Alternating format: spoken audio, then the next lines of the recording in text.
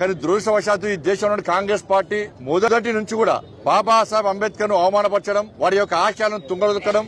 చూడండి, వాళ్ళ ఆ రోజే నెహ్రూ విధానాలు నచ్చక నెహ్రూ విధానాలను ప్రశ్నిస్తే బాబాసాహెబ్ యొక్క ఆలోచనలు నెహ్రూ పట్టించుకోకపోవడం వలన 1951 లో అప్పుడు న్యాయశాఖ మంత్రికి రాజీనామా చేసి తన పదవిని తృణప్రాయంగా భావించి ఇలా రాజీనామా చేసి బయటకొచ్చి ఎన్నికల్లో పోటీ చేస్తే కమ్యూనిస్టులతో కలిసి బాబాసాహెబ్ అంబేద్కర్ ఓడించిన పార్టీ కాంగ్రెస్ పార్టీ. మళ్లీ తర్వాత ఎన్నికల్లో బాబాసాహెబ్ అంబేద్కర్ ఇండిపెండెంట్ గా పోటీ చేస్తే మళ్లీ ఓడించిన పార్టీ కాంగ్రెస్ పార్టీ. బాబాసాహెబ్ అడగడుగున అవమానపరిచే పార్టీ కాంగ్రెస్ పార్టీ. చివరకు బాబాసాహెబ్ అంబేద్కర్ యొక్క మృతదేహాన్ని ఢిల్లీలో ఉంచకుండా ముంబైకి తరలించిన పార్టీ కాంగ్రెస్ పార్టీ. మృతదేహాన్ని తరలించిన తర్వాత కూడా ఇలా విమాన ఖర్చుల కోసము బాబాసాహెబ్ అంబేద్కర్ వారి యొక్క శ్రీమతికి స్లిప్ పంపిన, రసీదు పంపిన పార్టీ కాంగ్రెస్ పార్టీ. బాబాసాహెబ్ అంబేద్కర్ ను స్ఫూర్తిగా తీసుకునే ఈ రోజు నరేంద్ర మోడీ గారి ప్రభుత్వం అనేక విషయాలను ముందుకు తీసుకునే ప్రయత్నం చేస్తున్నది.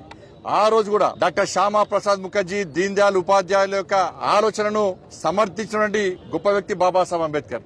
దేశ విభజనను 370 ఆర్టికల్ ను వ్యతిరేకించినటువంటి వ్యక్తి బాబాసాహెబ్ అంబేద్కర్. కాబట్టి ఆయన ఆలోచన అనుగుణనే ఈరోజు నరేంద్ర మోడీ ప్రభుత్వం ముందు సాగుతున్నది. వాళ్ళ బాబాసాహెబ్ అంబేద్కర్ యొక్క స్ఫూర్తి కేంద్రాలుగా అభివృద్ధి చేసిన ఘనత నరేంద్ర మోడీ ప్రభుత్వానికి. ఢిల్లీ సెంటర్ లో, ఢిల్లీ నడిబొడ్డున 200 కోట్లతో బాబాసాహెబ్ అంబేద్కర్ ఇంటర్నేషనల్ సెంటర్ ను ఏర్పాటు చేసినటువంటి ప్రభుత్వం నరేంద్ర మోడీ గారి ప్రభుత్వం. ఇలా సెంట్రల్ హాల్లో అందరిని ఒప్పించి, అందరిని ఒత్తిడి తీసుకొచ్చి సెంట్రల్ హాల్లో అంబేద్కర్ గారి photo పెట్టిపించింది Bharatiya Janata party. VP Singh ప్రభుత్వం అప్పుడు బాబాసాహెబ్ అంబేద్కర్ కు భారత రత్న ఇవ్వాలని పట్టుబట్టి ఇప్పించింది అటల్ బిహారీ వాజ్పేయి గారి ఎన్డీఏ ప్రభుత్వం.